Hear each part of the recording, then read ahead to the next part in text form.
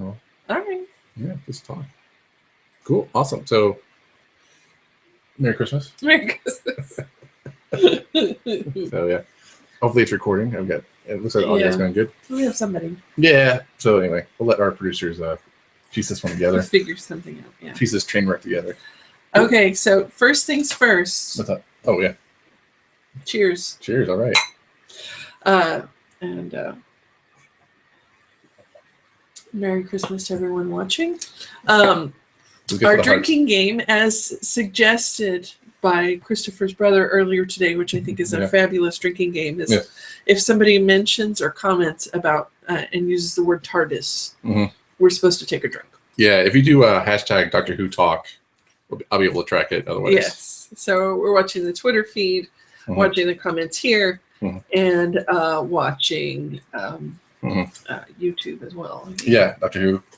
Yeah, do you have Doctor Who Talk on hashtag? And I'll also be unboxing, as the kids say, my Peter Davidson in Tom Baker outfit collectible with the Master's TARDIS right there. Yes. And you see the Master. He got shrunk. I don't TARDIS. Yeah, there you go. Man, where are we? TARDIS. All right. Yeah, so anyway, I don't think you've seen this episode yet, so you have to. No, I have not. You haven't seen the classic yet. All right, first thing out of the box is this Doctor Who special. Better or worse than 1978 Star Wars Holiday Special? Oh, I think it's far better, and I wouldn't recommend really anyone watching the Star Wars Christmas special without a few drinks. No, yeah. Or without, we saw a Riff Tracks version. Yes. That was pretty tolerable, and so I would recommend that one. Right, and Riff Tracks are a few of the people from Mystery Science Theater. Yes. And so, so you actually have to download the audio from Riff Tracks, and then which is $3 or $4, whatever, and then somehow track down the 1978 version of the holiday special and mix those up together. But it is probably the only way. It's the only way it's tolerable, really. Yeah. So if you're a Mystery Science Theater fan, yes, like the hardest movie to watch, I think, is or the classic one is Menace: Hand of Fate, which is like just a terrible movie, and it's hard for people to watch. It's hard for me to watch that one, and I think the Star Wars movie holiday special is like it's up there. It's on par with that one. So yeah. Most people have only ever seen the credits, and that's can't be enough. Oh yeah. Oh my gosh. Yeah. You're like, it keeps on going. Yeah. It just won't end. Yeah. How many times do we need to see Harvey Korman? I don't know. Yeah. I think the trade negotiations, the Phantom Menace, are more enjoyable than. Which is saying something, right? Cool. Yeah. So, spoilers. The Doctor Who was infinitely more. Yeah. Watchable. I can't think of a Doctor Who episode that is less watchable than the Star Wars Christmas special. Right. There's some balance. So spoilers. There's gonna be talk about spoilers while we do this. Yes. One is basically the plot is aliens versus meets Inception with a dash of Doctor Who theme. Right. That's pretty much it. Right. It's like. And they point blank Moffat. Well, the Who You Gonna Call thing. It's got the Ghostbusters referencing to it, right? And then and it's when you're doing a homage, that's kind of blatant. It's good just to straight up mention it in the actual plot. So like, there's a doctor actually mentions they reference the Aliens movie in the actual show because they have was it face clingers? Is that what it's called? The face. Oh, the things for tonight? Yeah. They were face clingers was what he referenced from Alien, but the things tonight were dream crabs. Dream crabs is the actual name of it, yeah. And so, the BBC America actually had a cool thing where they did a little behind the scenes. I'm not sure you saw on that, but they had like 3 prototypes of the actual crab. Like they had like nasty looking. The lo-fi, they had the robot crawling one. So it was pretty cool. I had like it's as a nerd thing, it was pretty sweet to see. But yeah, so in the movie, so in the special, he actually references, and I thought it was probably one of the better lines was that they talked about the doctor says, "Oh, there's one of the actors said, oh yeah, it's like that movie in Aliens where you have the face clingers."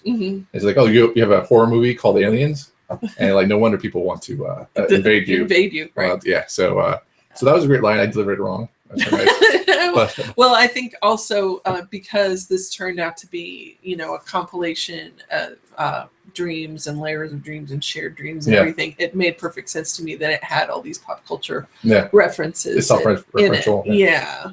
I thought that was it's like those stories are, a lot of those stories are archetypal anyway, but it would make sense that people just kind of fill in the plot lines with movies and stories that they'd seen before. Okay, so I have questions, and maybe you can answer them. But one is, at the beginning, you see it's on the base in the North Pole. Yes. And so you see this woman with a Walkman doing some dance moves in a lab full of alien creatures, and she can't think about them, but she's doing dance moves that not think about them.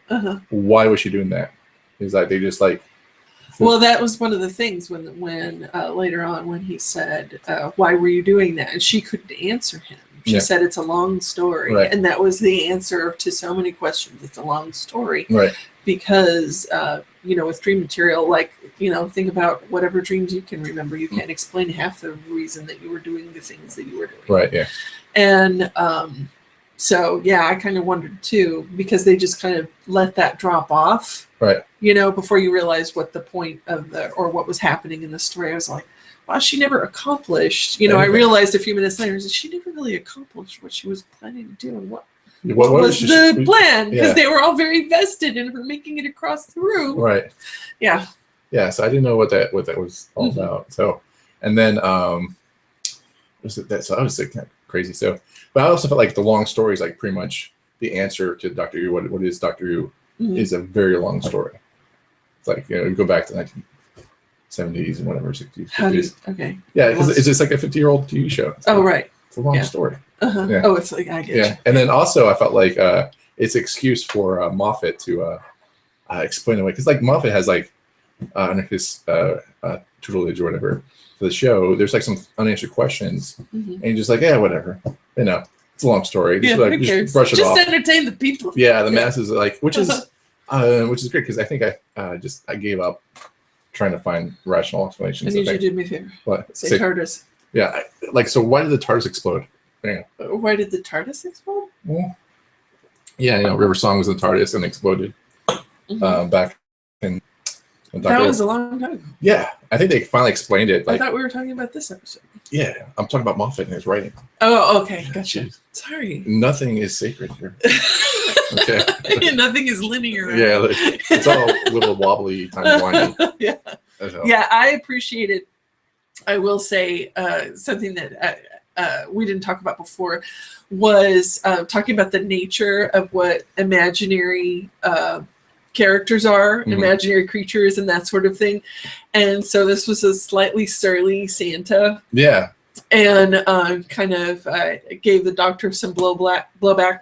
Yeah. And they were kind of defining, because Santa was kept confronting the Doctor about whether he was real or not, and using a lot of the same, just kind of quietly and occasionally passive aggressively comparing himself, and saying basically to the Doctor, well, what makes you think you're real if I'm not real? Yeah. And I thought that was interesting. And then to find out later that that we had so many layers of dreams going on, it makes sense that the Santa was a little bit surly because he was a construct, at least partially, of both the Doctor and Clara, in addition to the other people that were there. So it makes sense that he was a little surly because, of course, he would be surly if he came from the Doctor's imagination and from Clara's imagination. Right. He would be at least a little bit smart alecky. Right, exactly. So, that explains that. Like, I don't think that was. I like to have my Santa be a little surly. Yeah. I think so I wasn't surly Claus. Yeah, right. So I wasn't too upset about too concerned about being surly, but I guess in the archetypal Santa Claus, you don't want him to be sarcastic a little bit. Right. Well, I mean, we keep the thing that we keep going back to a lot of times when we talk about Doctor Who is that it's a show for children. Yes, exactly. And so we're just big kids, but also Santa Claus was a pretty big deal character in this episode, and so to have presumably a lot of children watching Santa be that curt, I thought it was interesting thing to do.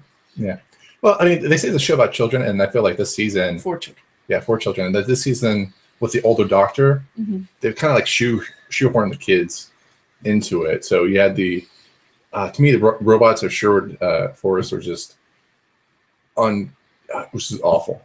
It was just terrible. I could not stay and watch it. It was just joke-a-thon. I'm not really sure. I just couldn't. It was not speaking to me at all. I felt like, it was kind of fun, lighthearted. I felt like that was kid fare, if you will, like for our audience, which is fine. And then you had the episodes, which I thought a great episode of the just trees taking over the world, growing in urban settings. Visually, that's great. Visually, that's scary. I thought it was a great kind of villain, if you will, of the week. But they really just had like, okay, guys, we're taking a bunch of kids into downtown. And then you have all these kids as as a mix, and that's some way for the kids that who are watching the show to feel like they're part of the episode, because you have this like love affair going on with adult love affair going on with Danny and Clara, and then you have a much older doctor, so it's really hard for the kids to like what's in it for me. Yeah, so it's not Matt Smith, it's not a young doctor playing. There are no dinosaurs on spaceships. Yeah, exactly. So, and I mean, that's one thing, is because Matt Smith was such a physical doctor, right? Yeah, and everything about him was a little bit slapsticky, and so he was kind of for kids. You just like have him in the room, right? And in fact, like the first episode with Peter, they kill the dinosaur like right away. Yeah, just like, hey kids, love a dinosaur? Too bad, this is not your show anymore. We're replacing your beloved doctor and killing a dinosaur. Yeah, and I would have loved to see a dinosaur just take over downtown London. Yeah, right? But they're like really fast. Like, okay, we have a massive a dinosaur downtown London. Here's these orbs that will contain him. I'm like, what? You have orbs that contain a dinosaur? Right. Yeah. Okay. Great. Sounds smashing. Yeah. So. Okay. But so we had Santa. Like, how was Nick Frost as Santa? Oh, Nick Frost was absolutely what he should be. I think it made perfect sense to cast him as, because he's got really good comedic timing and, can deliver a simple line and make it funny. Right. And so he didn't have a whole lot to say. And it's so funny because I think now we're talking about him as a character when he probably really only had 5 minutes of screen time in over an hour long special tops. But you absolutely remember him. Right. Well, his role. I mean, not just because he's Santa either. Well, his role is severely important, right? It's like he's there at the beginning of the show, so you need him to be believable as Santa. So like, while he doesn't have 5 minutes of screen, more than 5 minutes or so of screen time, which I think is probably like 10, but like he needs to be Santa Claus. You need to have him be. It's hard to do like a Santa Claus. But if you don't believe Nick Frost as Santa Claus, the show does not work, right? It just falls apart. Like, I believe Nick Frost as Santa more than I believe aliens. Oh, right. It's just like I believe that. It's just like those aliens were kind of fake. Yeah. But we'll discuss aliens a little bit later. But I felt like those. So I thought you did a good job. I was kind of worried when they cast them, and then the rumor came out like whatever. Like so kind of more at ease. I will go on record. I'm still upset about Ben Affleck as Batman. So, but that's another show for that's another show, another day, another issue to discuss. I think you should say TARDIS. TARDIS. Okay. Cheers. Okay. Moving on. Oh.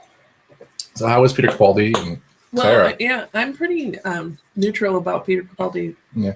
In general, I feel like I've spent this entire season just kind of waiting for him to arrive. Yeah. Like, I'm not 100% sure.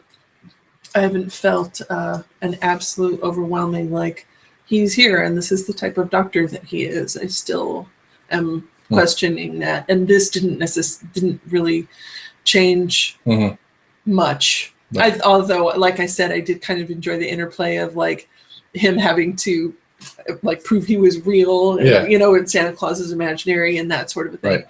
And because he's kind of stilted emotionally, like still doesn't like the touching, doesn't like to talk about feelings and all that sort of thing. Once I realized that so much of this was dreaming, you remember that it was Danny that had to give her the pep talk to wake her out of the first dream. And so she spent that whole imaginary dream day with Danny. Yeah. And so I'm thinking to myself, is this her giving herself the pep talk via Danny? Is it the doctor giving her the pep talk through Danny, since it's a shared dream? Is it the pep talk she would expect Danny to give? Danny to give with the doctor present, or that sort of a thing? And so I thought all of that was interesting, but I did kind of like the idea of like, because the doctor has a great deal of this current doctor seems to have a great deal of difficulty expressing emotion, like it kind of gets in the way, or it's annoying. Yeah. Like he could use Danny as a conduit for that, to appeal to her and get her to wake up. Right. There was some people will complain about Moffat underutilizing female characters, like putting the Christmas special that I absolutely love is the Christmas special where they put the woman in the box. She's frozen for 7 days. Oh, yeah. So yes. and so that I loved that one. Yeah, I love that one. So they were weird because like they put a woman in the box, and then she's just like some object. The total echoes of A Christmas Carol. Right. And so then also so people were complaining about how Clara had to be told what to do via Danny in order to get out of the construct. Interesting. Yeah, it's a kind of an old trope of like 40s and 50s movies that I had to sit through in college for study film studies classes, where a lot of times the woman would have to be lectured by a man in her life, in order to make that turning point or whatever. But Danny could have just as easily been her. Yeah.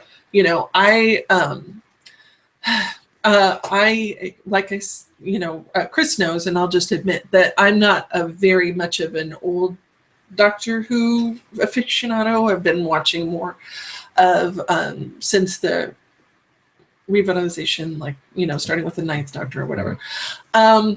So I can't speak to the writing for over the entire series, but I can say that I understand people getting a little frustrated with Stephen Moffat, because I understand that the episodes are different and that he takes it maybe in a different way than previous writers did. But I'm not as frustrated with him as other people are. I think that Clara is a huge driving force. Just the thing that gets kind of tiresome is that she always does it ultra feminine way, and so people think of her as being girly just because she looks girly or whatever, but she's really driving the action for a lot of the episodes, and she's really has the steering wheel for a lot of that. And then I still think that River Song should have her own show, but she's a Moffat creation, correct? Right. Yeah.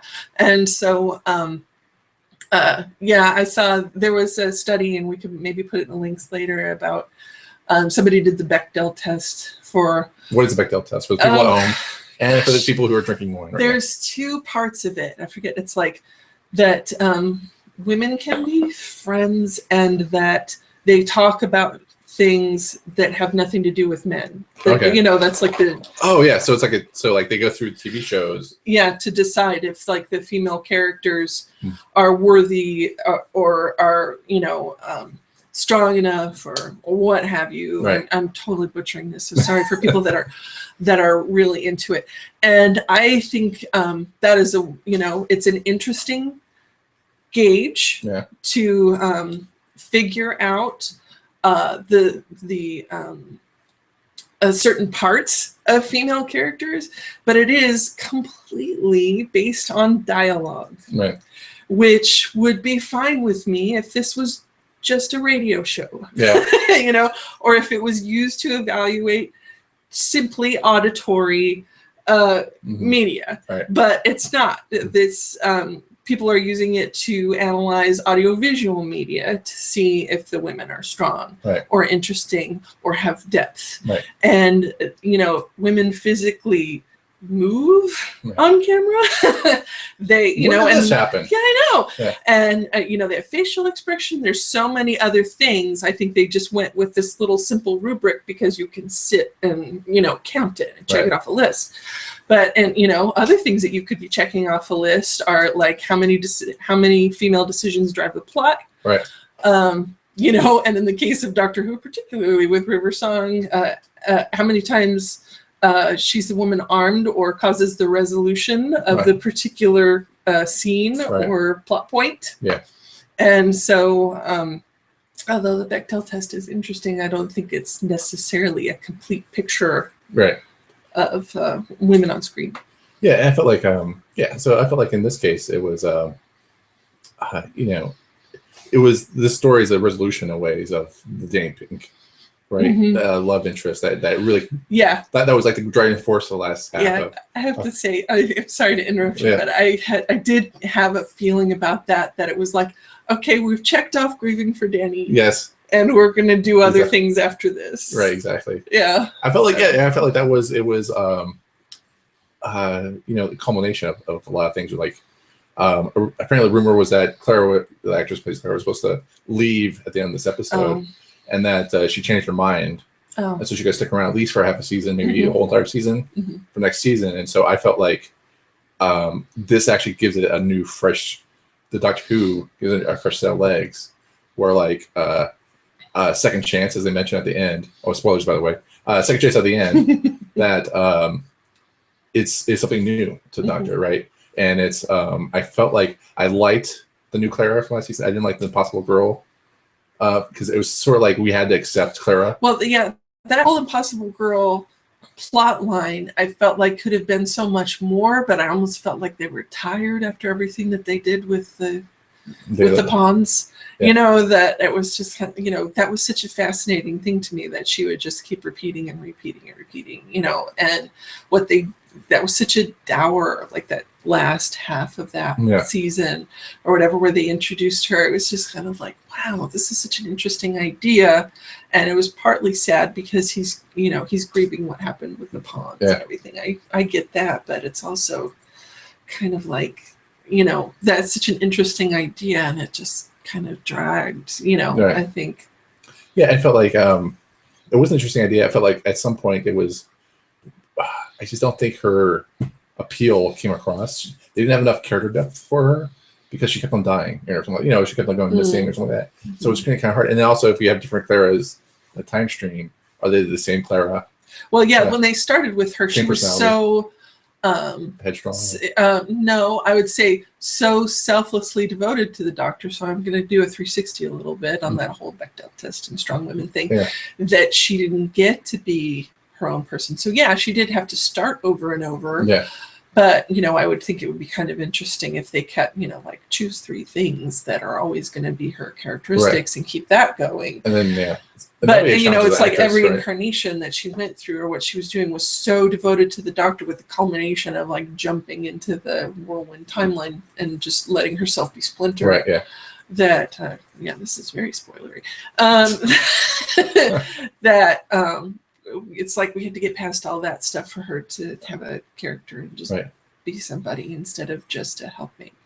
Yeah, I felt like you know, they did the Impossible Girl, but it was the payoff at the end of with the Time of the Doctor was like, oh, thank God, we're done with that. You know, it was like whereas I felt like it could, if we were invested with the character a little bit more, Clara, it would be nice. So it's nice, like you and the fact that this companion's story with the Doctor is so unique and so different than other companions. It's really interesting, and so that's why I really. But at the same time, it was interesting on paper, but to see it play out has been like just kind of drag a little bit. So the Danny Pink love interest story, I didn't really care that much about it.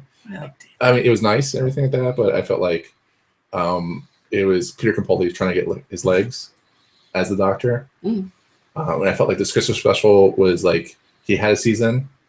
He had maybe like a little break before they started filming the Christmas special.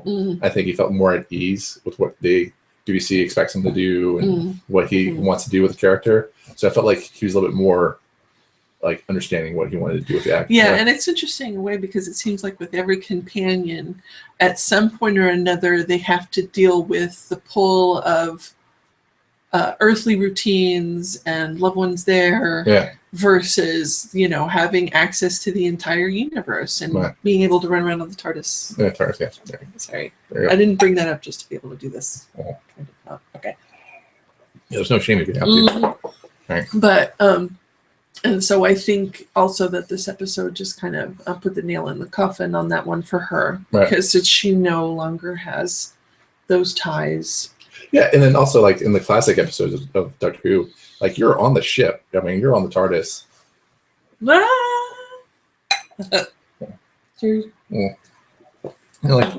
there's no going home, right? You get homesick, like whatever. So they didn't go home as much. No, like the old ones.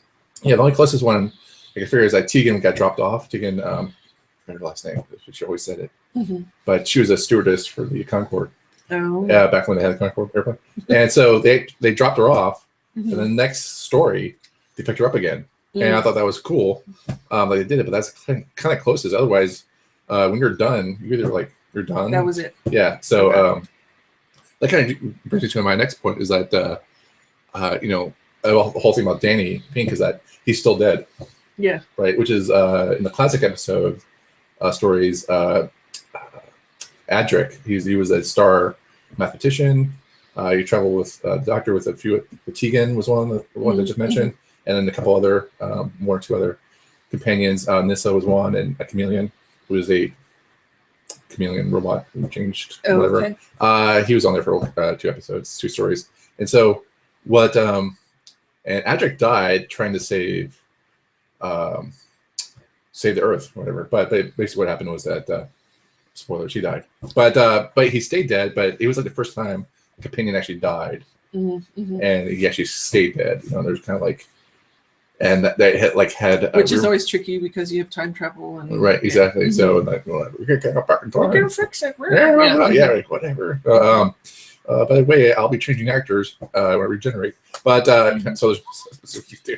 But yeah, so I felt like he actually stays dead, and so therefore his contributions to the Doctor Who universe and the Clara and Doctors is that much more important. It's like a level of integrity almost. Yeah. Right. So like not bringing him back, and then also sort of like not going back to get the pawns when they're trapped in New York. You know, that's kind of a good thing too. So it's but yes, I feel like that was a good thing, and then also letting go with the death and stuff like that. Like, you know, there were some complaints with Danny's death in the finale of Doctor Who last season about that was being too cruel or whatever like that, or with the Cybermen being too like funerals like that. So I felt like, oh well, we're actually taking on death, and that's really cool. So I felt like you know, it was that they, you know, like you said earlier, like check grieving. Yeah, we've done that. Check I made up with the Doctor, which I thought it was really nice that you know, Clara needed that time of distance. A distance of time, if you will, to let go of her anger with the Doctor and the whole situation with Danny. And so they actually did a great job, I felt, of like playing that in, of saying like, oh, you dreamt that you were 60 years since you saw the Doctor, and that you've kind of like forgiven him, and you had a good life, whatever. Right. And then to come back to, oh wait, you know, and they with that shared dream states explanation. Of like, oh, you know, like it was, you know, they both shared the same. Yeah, I think that was an expression of his regret a little bit too. Yeah, that like because he drops it in and out of people's lives, and you know, although he did, you know, gives them this great gift of being able to travel, it's also, you know, almost occasionally cruel in a way to just kind of disappear and randomly show up. And so, you know, he had that memory of showing up and missing parts of other companions' lives, and so I felt like that was writ large by showing up and having her be, you know, in her 90s or whatever. Yeah, I thought it was a nice touch. I thought that was really a great way to kind of just twist. That was a really good, sweet twist at the end. So, speaking of death, this is the part where we're talking about like what the heck happened. What the heck happened to the guy who dies or gets pulled in? It's like a great way to die is that you get pulled in, sucked in to a video screen, which is like you're getting sucked in. Oh, that's Videodrome. We forgot. There's another cultural reference in there. That's Videodrome. Videodrome? What was it? Yeah, it's a movie from late 70s, early 80s. I just remember James Woods was the guy in it. Yeah. And oh god, I saw it so long ago, but I remember his this at one point the TV reaches out for him. Yeah. Yeah, so I feel like how weird is that to go? Like you are actually pulling yourself in through a TV monitor, which happens to be a dream, whatever. And so you're actually pulling your dream state, ego or whatever, into this thing, and then you're dying. Like somehow you're dead. And so and I pointed out to Chris right after it showed everyone else's after place that they woke up, except for his, because that would be a downer at Christmas to show, where he showed up dead on Christmas Day. Right. It's so like all these dream claws are dead except for this guy. Right. So there's like at least Professor's dream. Yeah. And so what happens after that? That's not answered. Yeah. There's +1 dream claws on planet Earth. And like who knows how they reproduce or anything like that. So they asexual or something like that, or just like so there's like many more. Maybe we'll see them again later. I don't know. I hope not, because that was like a weird, because like it was really just kind of disheartening. Like, oh, you peeled me off. I'm gonna fall asleep now and like crumble into. Yeah, that's so. It was pretty lame that they would just fall off and go poof. Yeah. I'm like, no, I want like a convincing, like that kicking. Yeah, and laying there like a dead... Like aliens, right? Maybe. Yeah, you want that twitching. Kind of. Yeah, like that muscle spasm. Yeah, and that you're not going to go poof. Right. Yeah, you don't want to like, step on it, too. Like, yeah, exactly. Yeah, that would kind of create, like, it like claws your foot. And your foot also that feeling that you're not 100% sure that it's dead. That'd be funny, like you step in it and then your foot falls asleep, and then your foot's in this dream state, and you're like, man, my foot falls asleep, and so my foot's having a dream about my foot, That'd be awesome. Is it like still pins and needles when your foot is asleep that way, or from the anesthesia? Is it like unicorn kisses on your toes? And then it's like pins and needles Santa Claus shows up. Yeah, there you go. Like, what's the Santa Claus about? Weird. Yeah. What is the Santa of your feet? Yeah. So, but yes, I thought that was kind of like lame-o. Like that was kind of like it's like if it was like a video game. Like end of story, and none of this is resolved really, but except for Clara and the doctor is resolved. So. Right. It's sort of like akin to the Avengers movie, or like it's all your video games where like you kill one person or the evil vampire and they just disappear or something like that, and a cloud of smoke or something like that. The Avengers is like you kill like the space station. Yeah, I think they just did that for the sake of tidiness because it was a Christmas thing. Yeah, it's just like. Seriously. And if there's any, integrity in the story or whatever, then we'll be dealing with those things. I want integrity in my Doctor Who story. That's right.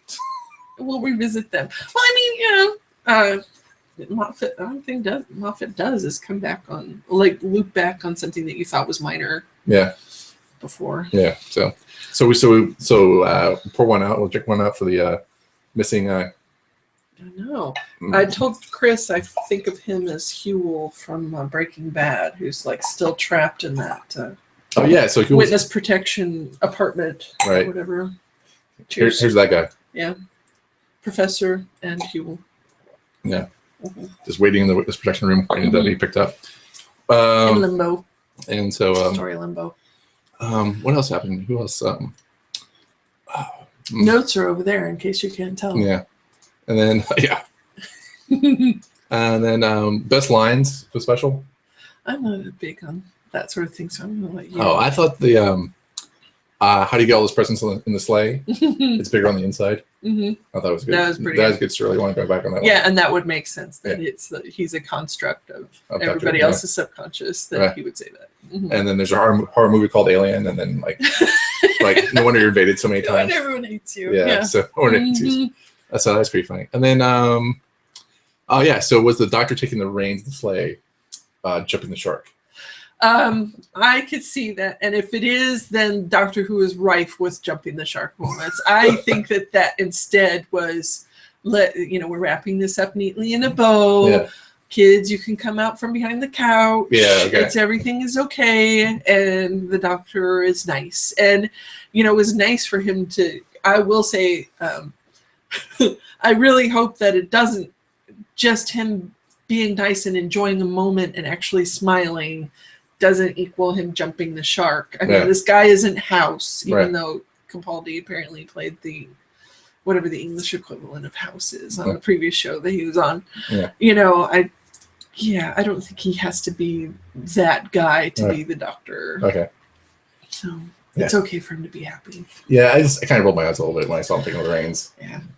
But I'm kind of cruel that way, I guess. I don't know. But yeah, so I thought that was kind of like a little weird, but I felt like, definitely like that's a sign like it's okay, we won't have any more scary things. But but yeah, so I think what it goes back into speaking of scary things is that I wish I knew more about the aliens. I felt like they kind of like were a little too weak to do what they were supposed to do, and so like one of the things about the aliens is that I feel like we've only just begun with that. Right. So. Yeah. So like the explanation, spoilers, is that the alien was found on Doctor. The Doctor got hit by the alien, like the Dream Claw, on some fiery red planet. Mm-hmm. That looks surprisingly like the Trenzalore set, but right. we're gonna let that be. and then they found Clara, and then they found the other people by collateral damage, his words, whatever. Mm-hmm. And so, but my feeling was like, how could they go from, how are they powered? How could they walk from the Doctor wherever he is, which kind of alludes to like it kind of implies that he was on a different planet, at least in a different area of town than Clara. Like, how could they walk over to get to Clara?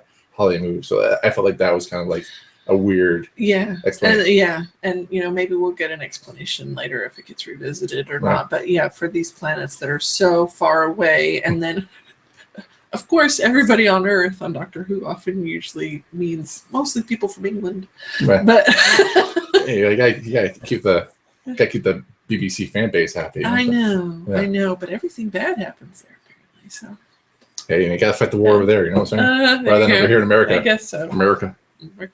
Cheap. Cheers. Okay.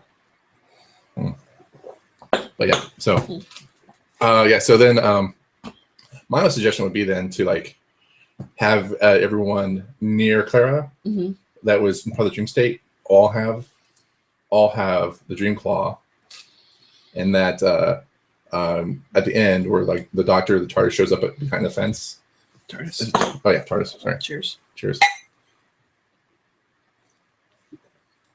To actually be near Clara when he gets hit by the Dream Claw, and that the other people are also in the same neighborhood or on the same street. Yeah, I thought that would be a little bit better, I think, because random smattering. Because I think in terms of after an hour and a half of kind of like this emotional like turmoil or whatever, that it would be funny if you saw the shot of the TARDIS materializing behind the fence and then going to see Clara. Or some other explanation like that was her day in the life that she had encountered all of those people randomly because the one girl worked in a shop and the one girl was like a perfume executive, you know, so there's like you could invent reasons that maybe she had encountered all of those people and therefore they got sucked into the dream.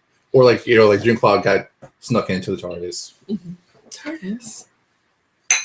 Cheers. Yeah. And that he so my comedic joke would be that like the Dream Claws would be nearby. There'd be people that Clara would have seen or people that are nearby where she is sleeping, and the Doctor would want to go check in on her, but not actually say hi or whatever. But the TARDIS would actually move 6 feet. Like he'd be like the TARDIS would be in front of the fence, outside the fence, and they're like, "Oh, okay, get Clara." Wakes up, goes into the TARDIS, closes the door, and then the TARDIS moves 6 feet behind the fence. Okay. And then like he rushes out. Not that I'm counting, but that was 3 drinks. All right, 2, 3. All right. Cheers. Okay, I'm with you. I think visually that just been hilarious. I'll just take one. Yeah. So I'm gonna write that in the script. All right, we'll send it in. I'm sure it'll be top priority. I'm pretty sure they'll read all submissions. All right, and then did you show everyone the contents of your box? Oh, the contents of the box. Okay, so here we go. So it's Peter Davison, 5th Doctor, dressed as the 4th Doctor as. So this is when you transition. Yeah, regenerate. Regenerate. Excuse me. So this is Castrovalva. Okay. All right, so this is the storyline Castrovalva, and then and this is the Doctor's Master's time machine. Oh, okay. So if it's tight in knots here, I can't really. Yeah. If you need me to, I have nimble fingers. Okay, you want to try to do that? Yeah, I can work on that when you talk. Yeah. So yeah, it also comes with a 1-inch shrunken master because I forgot the name of the master's weapon, but he would just shrink people, and that was scary. Talk about kids watching like the shows. Like you actually see like dolls of people you see on TV. So that's kind of crazy. So anyway, I have a big affection for the regenerations scenes of Doctor Who. So I actually have the Ward Doctor turning into the Eighth Doctor turning into the Ward Doctor. Oh, really? Yeah, so it's pretty cool. I like that.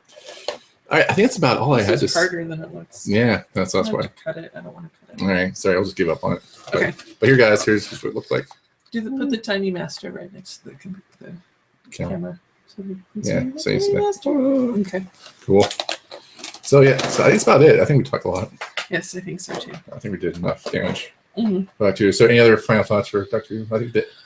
I'm just interested because it felt like the close of a chapter. Yeah. Like we said, with the end of the end of the grieving, the end of being mad at each other, and we both completely know each other now. Meaning the Doctor and Clara, get each other. Seem like finally. And so where does it go from here?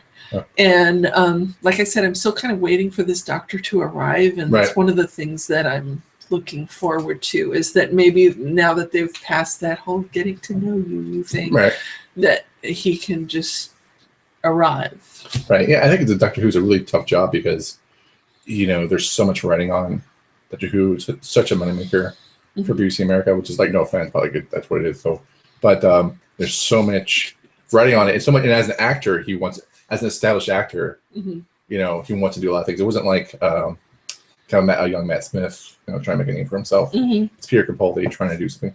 My biggest complaint about the season 8 as his Doctor was he did a lot of waddling. He did like sidestepping, like I got something big to say. It's just like Chaplin-esque. Yeah, it's just like, what the hell? Like you're supposed to walk in there and take charge, And in all those scenes, he would just do the waddling thing. And so in this episode, he didn't do that. I don't think he was actually firm in the spot and do it. And it might be because of the stage that he wasn't in the his time machine or TARDIS. TARDIS. Yeah. Cheers. So he didn't waddle as much. So cheers to that.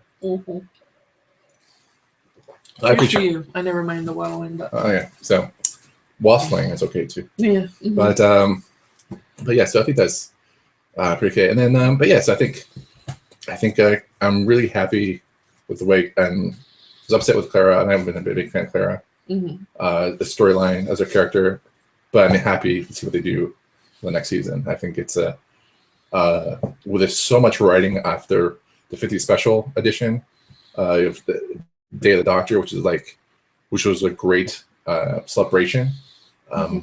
After that, I felt like, what are we gonna do next? So the season just felt like blah blah blah, just kind of lumbering along, trying to find what's going on. And so I'm really happy with where things are going. So and so much more. So, but yeah, and I'm really happy with Peter Capaldi as the Doctor. I think he's going to go get better. Yeah, I'm still waiting. I have high hopes. Okay, and with that, I think we'll just wrap it up. Is there anything else you want to say? Or? Nothing much other than this was fun, and I hope that you liked it, and that it was interesting to you. And I would like for it to become more interactive in the future. So yeah, maybe if I figure out what I'm doing. Yeah. Right, that'd be awesome. Technology's hard. But yeah, we'll probably do this the next episode of Doctor Who is called The Magician's Apprentice, and it probably will happen in August, I think. Oh, wow. They just started filming. Oh, okay. And it takes like 3 months or so for special effects. Oh, okay. So yeah, to turn around to. So it takes a while. I mean, they might surprise us with the spring, with a late spring or midsummer, but I doubt it. Oh, okay. But it's be like around fall, I think. So interesting. But yeah, that's usually kind of their MO. But yeah, happy holidays to everyone. Yeah, happy holidays, happy New Year. Please stay safe, and we'll see you guys next time. TARDIS. Cheers. All right. This is great. Kool-Aid. See you online. I can figure out how to turn this off.